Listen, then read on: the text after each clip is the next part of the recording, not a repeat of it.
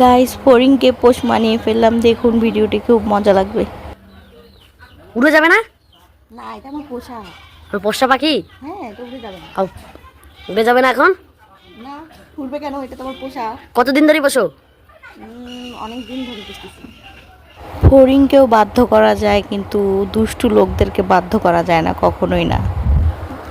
না না না না না, উড়ে যায় না, উড়ে যায় না। আছে, এই দেখো, উড়ে যাবে না। এটা আমার পোষা, একদম পোষা, একদম পোষা। আমাকে ছাড়ি কোথাও যাবে।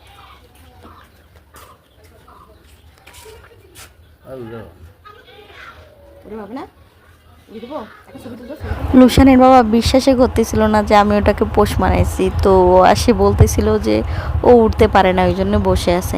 তা আমি বলছি আচ্ছা পিকচার তুলে ওকে উড়াই দিচ্ছি, দাঁড়াও এখনই দেখবে কিভাবে উড়াই দেই।